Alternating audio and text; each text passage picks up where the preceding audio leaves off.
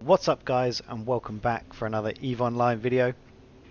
Today we are continuing our Wormhole Workshop series, where if you're following that timeline, we have learnt how to probe scan, we've scanned down a wormhole in HiSec, we've learnt how to identify all the different wormholes in episode 2 and where they're going to take us, what kind of space we're going to end up in. And now, episode 3, we've just splashed into wormhole space from HiSec, and now we need to get some situational awareness of what's going on in the system. And now why is that? If you've followed my other videos, it's because in JSpace there is essentially no local chat. You can of course chat in local and then you'll pop up, but there's no way to identify who's in system with you, or if anyone is in the system with you at all. There is no local chat. And what that means is you're basically left with one tool to help you get a bit of situational awareness about what's going on in system, whether there's any ships with you, what else is going on, that kind of good stuff. That is our directional scanner, which I have up here on my overview. But if you need to find it in the first place, it's on your you need to go down to scanners, directional scanner, and that'll put mine away. If I open it back up, it comes up, but when you first do that, it will open docked in the solar system map, which because of all my overviews is a bit challenging. But it ends up looking like this with it docked in the top right hand corner. I very much recommend you click open in a separate window, which will then undock it from the map. I need to get the rest of my stuff up. There we go. So that's all you need to do there. You just go to your scanner, descanner, it'll open the map, and then you pop out in a separate window, and there you have it. Now, we have splashed in from HiSec. I know this is HiSec because from this side, because if you remember from the previous video, this wormhole seems to lead into high security space, so you can identify that straight away. And from the color, it's somewhere in Galente space. But I've splashed in, and now I want to kind of find out what's going on in the system if I can, or hunt someone, all that kind of stuff. Before we dive into that, though, I do just want to mention you should go and check out an article published on justabout.com. So if you go and check out the Just About EVE Online community, where we have just done an article has just been curated on descanning tips by the EVE Online Just About community, or the Just About EVE Online community, sorry. Where like a bunch of veterans have given their tips and tricks to descan more effectively. So I will link that article in the description. So go check that out, and make sure you go check out the rest of Just About while you're over there. So, descanning. What do we need to know? First of all, we've got our descan window now. We've undocked it. You can get your solar system map back up, and it stays up here. I have all of these windows on to stay above full screen views, but that's a setting you need to set if you want that, by saying enable always above full screen views here. So they'll be on, but yours might look a little bit different. And basically what the descan is in the system, this big old green ball. And this is basically the range that your sensors will bring back the items that you've got scannable. This ball is fully movable and kind of customizable. You can change the range using these buttons down here, which I'll go into more detail about in a little bit. And you can also change the direction it's facing, and the size of the scan cone to get you more and more precise on the location of certain things, which again I'll go into in a second. But the other important thing to note about your descan is it filters by the overview you have selected. So the default is your active overview filter, which is the overview you've got going on over here. And so it will only show you things that you are allowing to show up in your overview. So if I flick to this one now, the control towers have gone because I don't have control towers on this overview. If I go to this one, there's all sorts, because this is just kind of everything. So we've got some recs, we've got moons, we've got customs offices. So your dscan reflects by default what you have on your active overview. You can change that and go for any of these kind of general filters. So no recs, collidables, that kind of stuff, or incursions. Like, you know, you can change all of these kind of things. But that's important to note, is it will only show you what you are essentially asking it to show you. I work off my own overviews and filters, so I know this is my exploration filter, which will show me enemy ships, or well, any ships, Capsuleer ships. It doesn't show me NPC ships apart from drifters. It does show me control towers, it does show me MTUs and mobile depots and structures, that kind of stuff. So it's filtered to just things I'm really interested in while I'm moving around JSpace. Now, next question is, why dscan? Obviously I mentioned there's no local, but why? What's it good for? And basically there's kind of two schools of thought depending on what you're doing. You've got kind of a defensive approach, which is essentially you're ratting, or you are what else? Ratting or hacking, or just exploring, doing a bit of scanning, and you want to make sure that no one's about to drop on you and kind of attack you.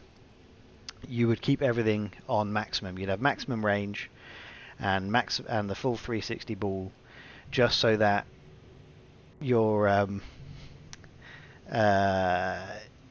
your overview, the everything comes up and you have as much situational awareness as possible. So you can see now that 4 shuttles have just appeared. One appears to be they appear to be trolls. So that's why you want defensively. You just want to get as much awareness of what's going on in the system as you can, so you have everything on maximum. Now, worth bearing in mind that while you're doing that, the maximum range is only 14.3 AU. That's just the limit of every ship's sensor strength, and oftentimes that doesn't encompass the whole system. So when you first arrive in a wormhole and you want to see what's going on, what I recommend doing is sort of bouncing around the system to make sure you encompass every celestial. So we currently have all the central celestials. If I warp up to this one, it should also allow me to get that one. Not quite, so I'm going to have to go up there as well. And if you descan again, there's nothing going on here. And so then when you land, bounce over to there, and then bounce over to there, just to get an overview of everything that's happening in the system. That's kind of a defensive approach. While you're ratting, you want to be you want to have this on maximum all the time, and be descanning constantly. That's really important. So here's another shuttle, and some hornets have come up. I've got some drones. There goes the shuttle. I microwave water. I'm going to use these drones in a second, actually, to try and pinpoint where they are, which is another thing you can do with dscan. But yes, so maximum. The other thing just to mention, this isn't so important in JSpace because there's no gated dead space pockets in JSpace. But if you are operating in a dead space JSpace pocket, a dead space gated acceleration gate kind of pocket in K-space and things, because you're ratting, what you can do is have it on kind of maximum for situational awareness. But obviously, if you are in K-space, you'll see in local anyway, and so that you then just drop it down to kind of the minimum ranges, which it does go on the scale here. It goes to 0.1, which will essentially have anything that lands on your acceleration gate. That will almost only be anything in range will be your acceleration gate, and so you will then be identified if someone's about to come and enter your site. Essentially, not really important for JSpace, but just wanted to mention that. And also you're not just limited by the graduations on here. You can, if you use the arrows, you can set any kind of thing that's relevant to you, or you can type in a specific range as well. So you can really fine tune the size of the D-scan. So if I just start cycling through this, you should see it growing in much smaller increments, so you don't just have to use the fixed ones here.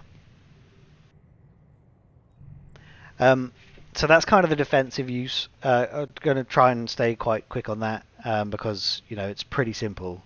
Have it on 360 always, because that gives you the full situational awareness, and then have it on a range that is suitable for what you're doing, but generally that's going to be the maximum in here.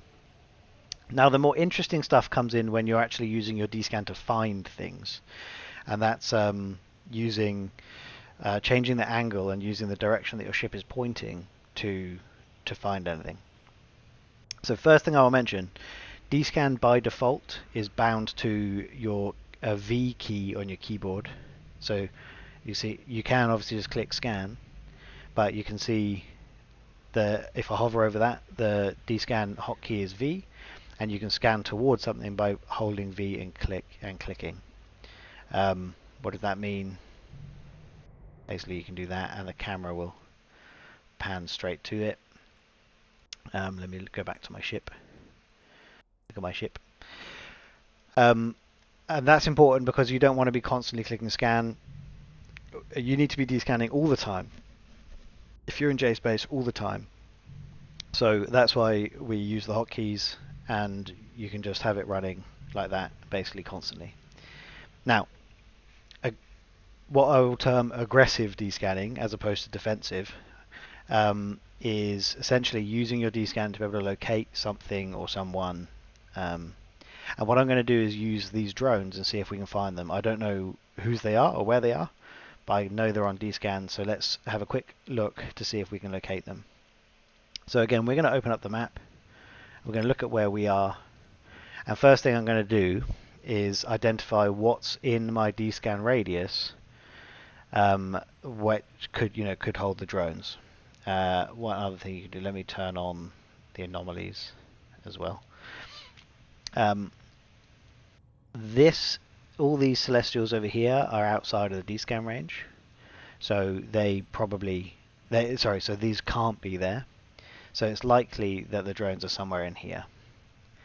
And so you can bring down the range of your D-scan just to make sure that they stay in here.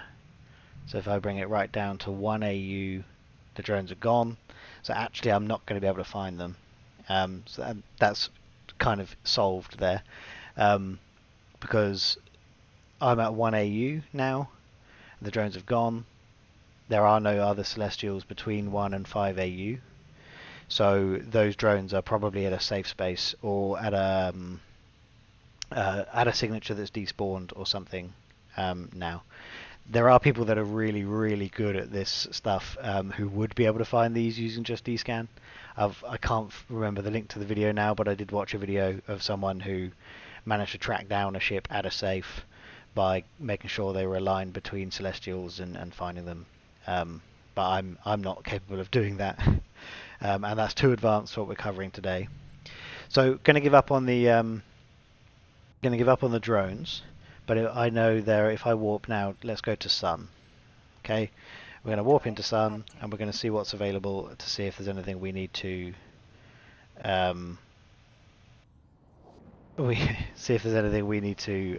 scan in here. Okay, we're going to ignore the shuttles because they're moving around.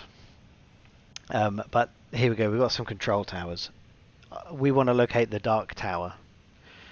how do we find out where it is? There's a few different ways of doing this, but the simplest one, I believe, if you're just getting started, is to control the range and decrease and increase your D-scan radius. And you can see we've still got the Dark Tower, but the other one, the Caldari Control Tower, dropped off. So the Caldari Control Tower is between 5 and 10 AU away from us, which means it's almost definitely at these Celestials somewhere.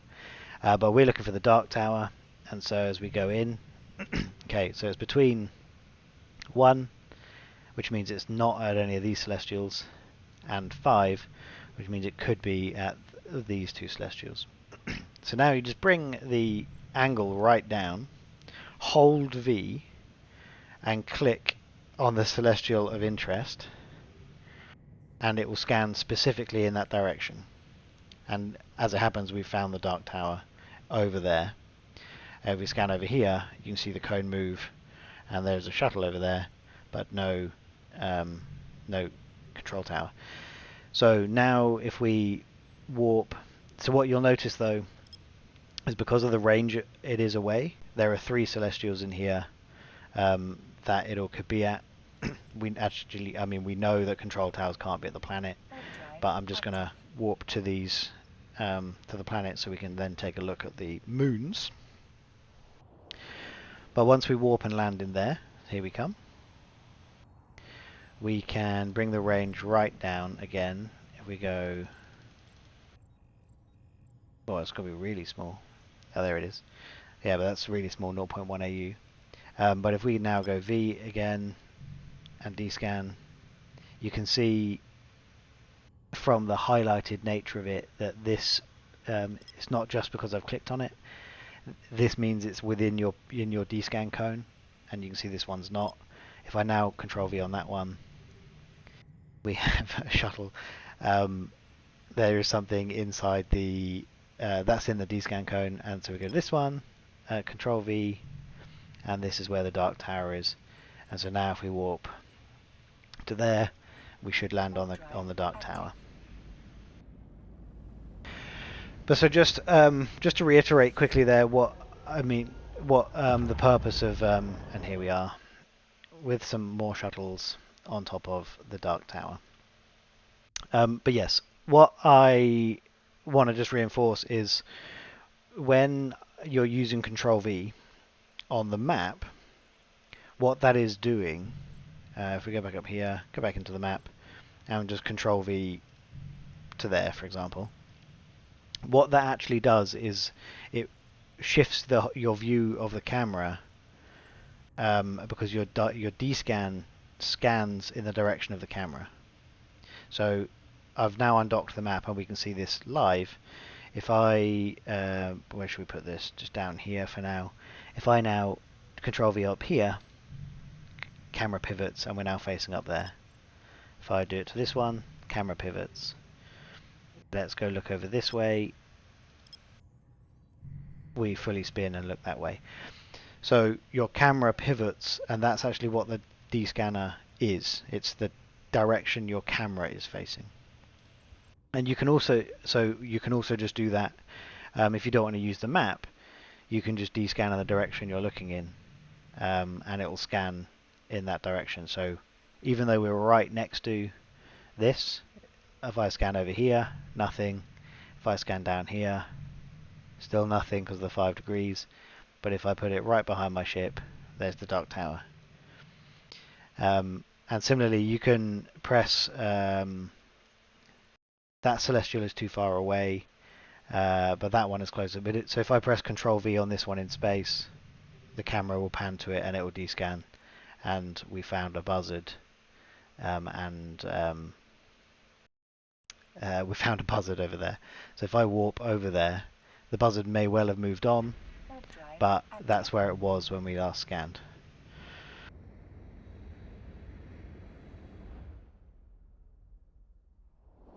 Let's see if he's there.